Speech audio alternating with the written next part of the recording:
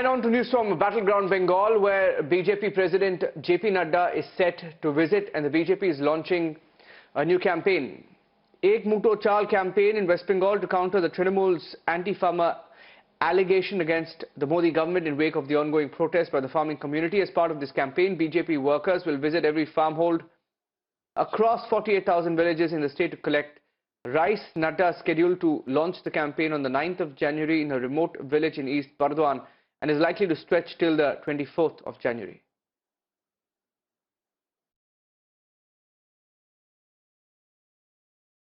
And Himanshu is live with us. Himanshu, take us through the campaign, and we have the full itinerary of the BJP president as the party goes all out in its second leg, where it's going full blast in Bengal.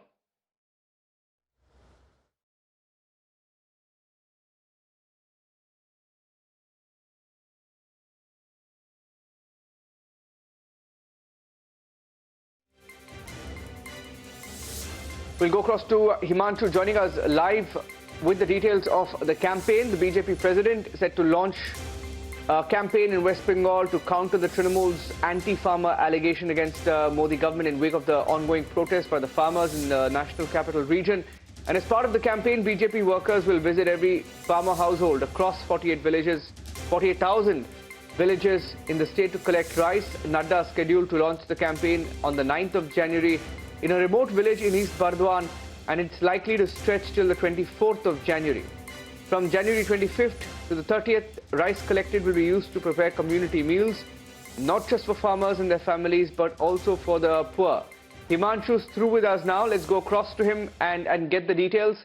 Himanshu, take us through the itinerary of the BJP president, and do we have any timeline for the Home Minister and also the Prime Minister's possible visit?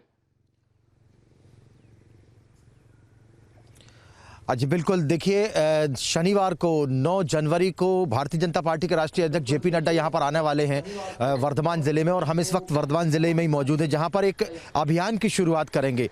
किसानों के साथ में जिस तरीके से लगातार पंजाब के किसान बैठे हुए हैं, प्रदर्शन कर रहे हैं 3 कानूनों को ख़त्म करने के लिए, वहीं भारतीय जनता पार्टी ने न सिर्फ देश भर में किसानों को समझाने के लिए इन 3 कानूनों के लिए अभियान चलाया, बल्कि पश्चिम बंगाल में जो कि चुनाव आने वाला है यहाँ पर, वहाँ पर 73 लाख किसानों को जो सम्मान निधि है वो तक नहीं मिलती है। और पश्चिम बंगाल के 73 लाख किसानों को की जो आय को 2 गुना करने का जो वादा किया गया था, उसमें पश्चिम बंगाल के किसान भी आते हैं। तो उनको किस तरीके से उनकी आय को बेहतर किया जा सकता है, पश्चिम बंगाल की सरकार ने किसानों के लिए अभी तक कुछ भी नहीं किया है, उसको लेकर कहीं ना कहीं जो है जो बीजेपी है वो एक अभियान छेड़ना चाहती है, और उस अभियान की शुरुआत करेंगे बीजेपी के राष्ट्रीय अध्यक्ष जेपी नड्डा।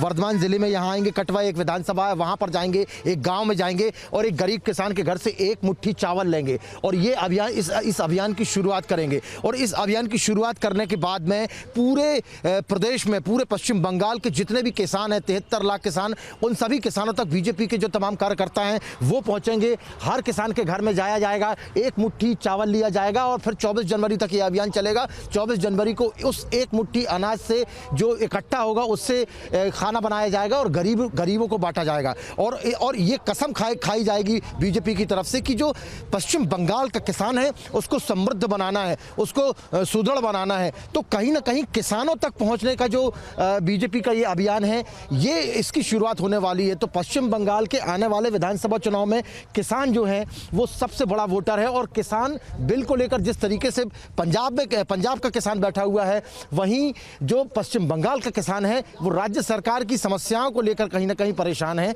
तो राज्य सरकार को टारगेट करने वाले, दीदी को टारगेट करने के लिए बीजेपी ने ये अभियान छेड़ा है। इस अभियान की शुरुआत यहाँ से करेंगे। फिलहाल जो अभी प्रोग्राम आया है जेपी नड्डा का, वो 1 दिन का प्रोग्राम है। 1 दिन वो यहाँ पर रहेंगे, रोड शो भी करेंगे, मंदिर में भी जाएंगे, किसान के घर में भी जाएंगे और पश्चिम बंगाल के किसान को टारगेट करेंगे। वो बोलेंगे, वो बताएंगे किसान को कि केंद्र सरकार से जो सहायता निधि भेजी जाती है, हर 3 महीने में 2000 रुपया जो भेजा जाता है, वो आप लोगों को नहीं मिल रहा है। यदि वो मिलेगा और बेहतर तरीके से यदि आप काम कर पाएंगे, और ये जो नया बिल आया है इससे कैसे किसानों को फायदा हो सकता है, पश्चिम बंगाल के किसान को क्या फायदा हो सकता है, बीजेपी उसे समझाने की कोशिश करेगी। साथ ही ये बताया जा रहा है कि 23 जनवरी को प्रधानमंत्री नरेंद्र मोदी, जो कि सुभाष चंद्र बोस की जन्म जयंती 125वीं, उसके मौके पर यहाँ आएंगे और फिर उसके बाद में 30 जनवरी को जो है गृह मंत्री अमित शाह भी यहाँ पर आ सकते हैं। तो ना सिर्फ एक तीर से कई निशाने लगा रही है बीजेपी। सिर्फ बीजेपी पश्चिम बंगाल के चुनाव को बस टारगेट नहीं कर रही है, किसानों का जो आंदोलन चल रही है उसके तहत किसानों के लिए जो जनजागरण अभियान चल रहा है उससे किसानों को समझाने की भी कोशिश की जाएगी। Over to you. Thank you, Himanshu, for joining us with those inputs.